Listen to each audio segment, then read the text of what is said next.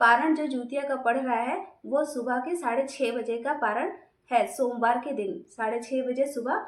तो हमारे यहाँ तो क्या होता है कि जो हरी वाली उड़द की दाल होती है, हम उसको रात में भिगो देते हैं और उसी उड़द से हमारे यहाँ पारण किया जाता है। 7 उड़द की दाल चील्हों को, 7 उड़द की दाल सियारों को, दोनों को देने के बाद फिर वही 7 दालें जो होती हैं वो हम खुद भी ले लेते हैं और हमारा पारण हो जाता है। उसके बाद मेरे यहाँ पे, मेरे मायके में तो माड़ भात खा के पारण किया जाता है, लेकिन मेरे ही ससुराल में यहाँ पे अच्छे अच्छे मतलब पूरे पकवान जैसे कि फुलौरा, उस दिन नियम होता है हमारे यहाँ बनाने का। और उस दिन आप बहुत जल्दी उठिए, 3 साढ़े 3 बजे अपना उठ जाइए। 3 साढ़े 3 बजे उठने के बाद नहा धो के अच्छे से। और फ्रेंड्स, इस व्रत का एक और नियम ये है कि आप इस व्रत में बिना नहाए खाना बिल्कुल मत खाइएगा।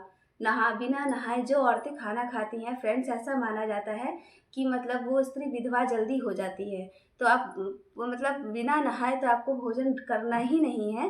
नहा धो के आराम से 3 साढ़े 3 बजे 4 बजे उठिए, नहाइए, नहा धो के अपना फुलौरा सबसे पहले कढ़ाई गमकाते हैं। हमारे यहाँ कहते हैं ना कि जो कढ़ाई हम गमकाते हैं वो सास के लिए गमकाते हैं, तो वो सास को मिलता है।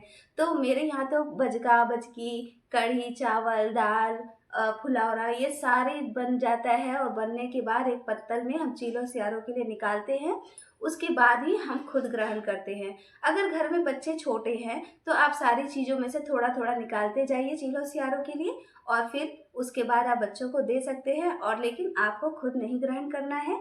आप चीलों सियारों को जब दे देंगे तभी आपको वो सब अपना ग्रहण करना है और अपना अच्छे से पारण कर लेना है। वैसे तो पारण हमारा 6:30 बजे का है, तो 6:30 बजे आपके यहाँ जिस तरीके से पारण होता हो आप उसी चीज़ से अपना पारण कीजिएगा। मेरे यहाँ उड़द की दाल से होता है, 7 दाने उड़द की दाल के, चीलों सियारों को 14 दाने और साथ हमारे 21 दानों की ज़रूरत होती है। तो इस तरीके से हमारा फ्रेंड्स पारण हो गया। तो ये